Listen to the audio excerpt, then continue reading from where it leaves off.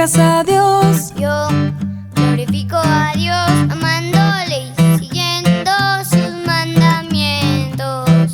¿Cómo glorificas a Dios? Yo glorifico a Dios amándole y siguiendo sus mandamientos.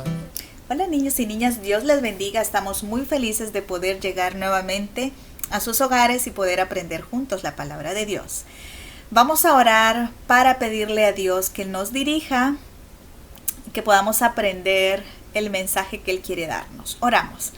Te damos gracias, Señor, por este precioso momento. Pedimos que tu Espíritu Santo nos dé el entendimiento que necesitamos para comprender tu palabra. ¿Qué es lo que tú quieres hablarnos, que quieres enseñarnos?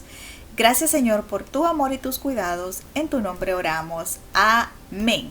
Muy bien, hemos estado hablando de un personaje muy importante en el Nuevo Testamento y les voy a dar unos segunditos para que ustedes me contesten de quién hemos estado hablando. ¿Veamos? Bien, yo espero que todos me hayan contestado que hemos estado hablando del apóstol Pablo. Pablo fue un gran perseguidor de la iglesia, pero Jesús a todos nos da oportunidades de arrepentimiento y ya todos conocen el testimonio de Pablo, que luego él se convierte en un cristiano, en un creyente y dispone su vida al servicio del Señor. Entonces vemos que Pablo decide hacer ¿qué? ¿A qué se dedica Pablo? ¿Quién me contesta? Muy bien, Pablo se dedica después a predicar el evangelio. Da su vida para predicar el evangelio. Y él anda en muchos lugares, en muchas regiones, predicando. A él le encantaba poder reunirse con sus hermanos de la iglesia. Él amaba a los hermanos de las iglesias, pero no era su fin principal estar reunido con ellos y compartir con ellos, sino predicar el evangelio. Pablo, el domingo anterior vimos que estuvo ¿a dónde? Vamos a ver quién me contesta. Muy bien, poquitos, pero yo sé que alguno me contestó que Pablo estuvo en Atenas en la clase del domingo anterior. Después que Pablo estuvo allí predicando, él tenía en mente y una carga muy grande en su corazón de regresar a Jerusalén. Todos sabemos que Pablo ya había estado anteriormente ahí compartiendo el evangelio. Él sabía que había mucha gente aún incrédula o que no estaban entendiendo bien el evangelio y a él era necesario poder explicarles bien las Sagradas Escrituras. Entonces Pablo decide emprender viaje, pero lastimosamente en Jerusalén había un grupo de personas muy enfurecidos, los religiosos, muy enfurecidos con Pablo porque escuchan de que él estaba predicando contra la ley de Moisés. Todos sabemos que los judíos son amantes de la ley y fieles cumplidores de la ley, pero lastimosamente el resto de las escrituras no la cumplen.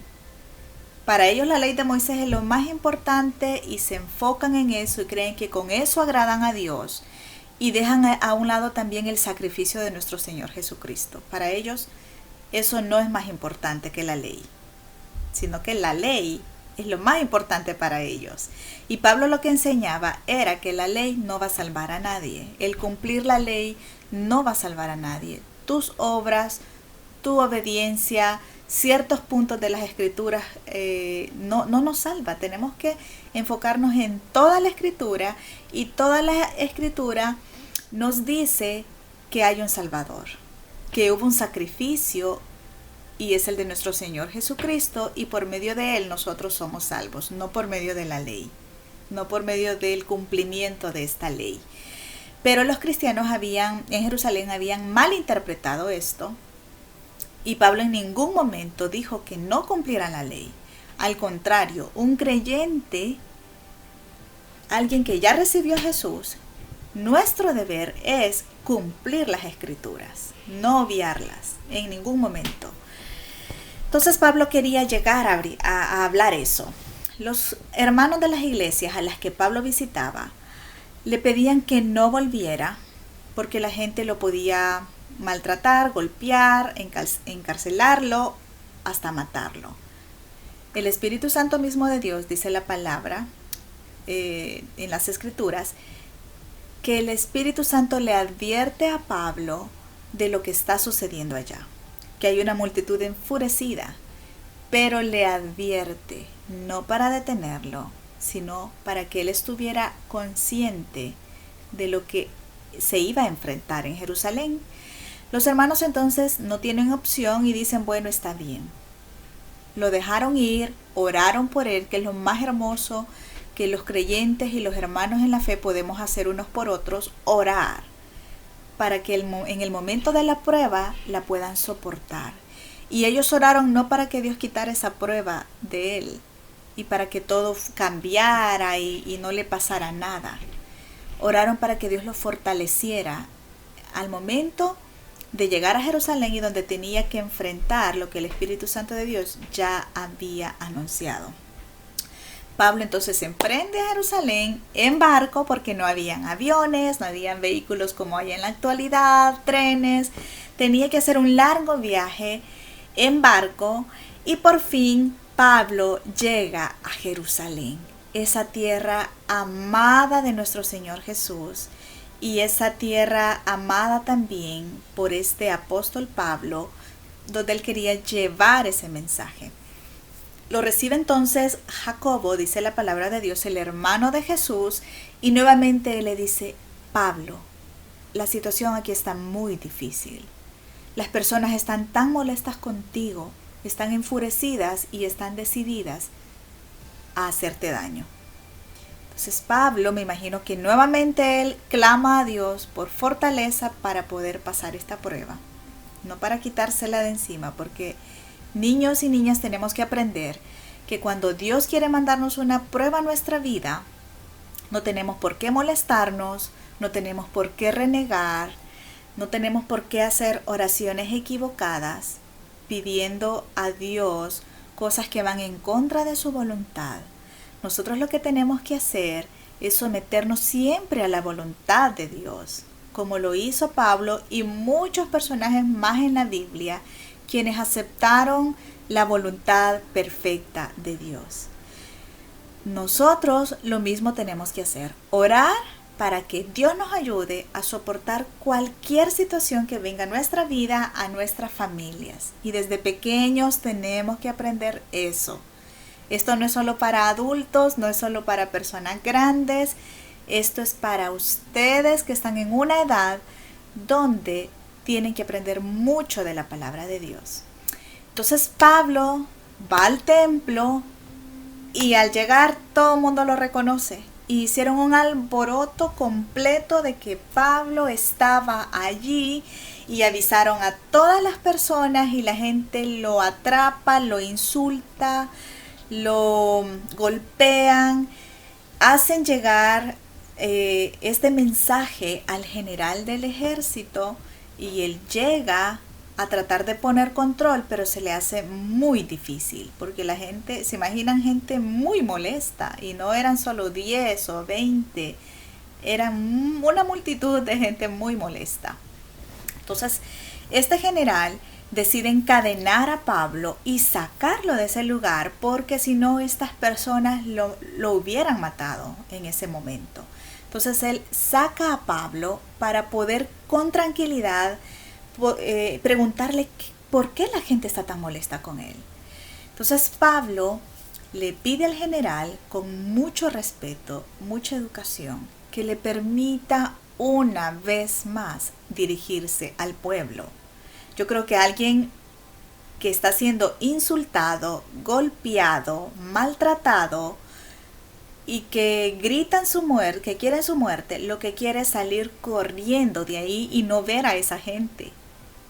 Pero ya vimos que Pablo estaba persuadido, estaba convencido que él vivía para Jesús y para predicar el evangelio.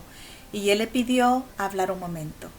Entonces Pablo se dirigió al pueblo, levantó su mano, pidió silencio y el poder del Espíritu Santo de Dios hizo que esta gente callara, porque era un bullicio tremendo. Y la gente guardó silencio y Pablo comenzó a hablarles. Contó su testimonio, lo que él había sido, lo que él había hecho y lo que Dios había ahora transformado su vida. Y les explicó lo que ellos no querían escuchar. Les dijo, Jesús dio su vida. Su sacrificio ahora a nosotros nos hace salvos. El cumplir la ley no les va a salvar. No pueden estarle poniendo más importancia a la ley que al sacrificio de Jesús. Y escuchar para ellos que había algo más importante que la ley, eso los enfureció aún más y comenzó nuevamente el alboroto. Pero Pablo les dijo la verdad. Pablo les dijo las palabras que estaban cargadas en su corazón de que era el sacrificio de Jesús que los iba a salvar. No la ley, no el cumplimiento de la ley. Entonces sacan a Pablo y la gente quizás se quedó con esa espinita en su corazón, que sabemos que el Espíritu Santo de Dios obra en las vidas y sabemos que muchos se han de haber convertido. Pero Pablo, después de dar el mensaje, un largo discurso, lo sacan de ahí, lo llevan a un lugar seguro.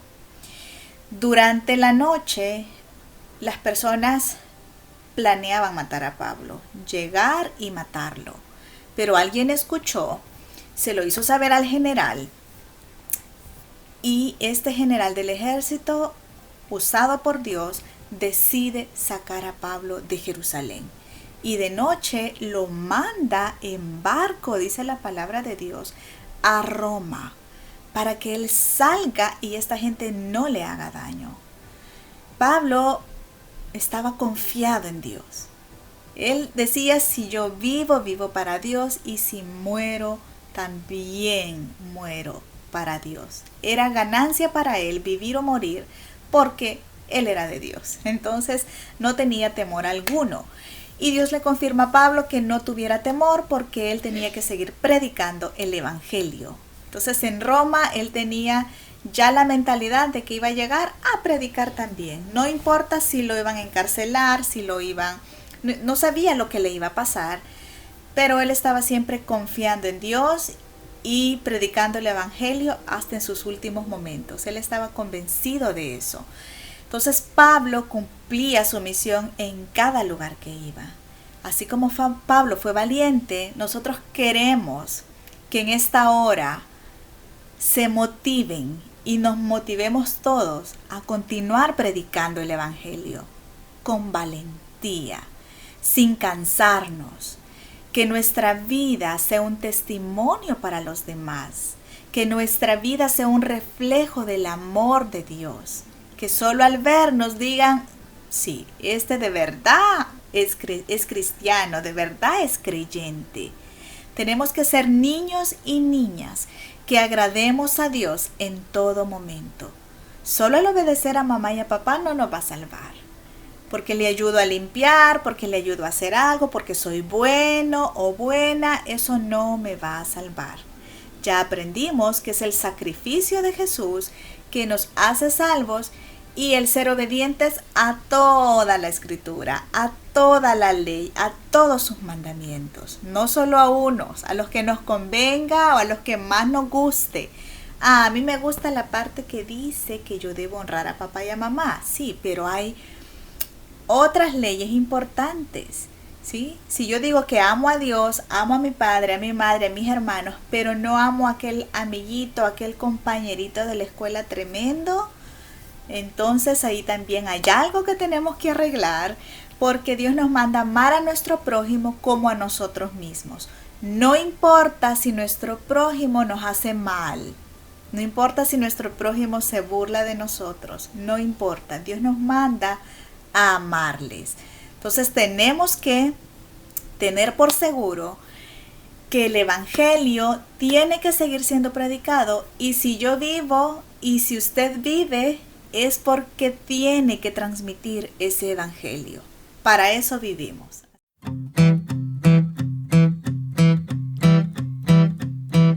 ¿Cómo glorificas a Dios?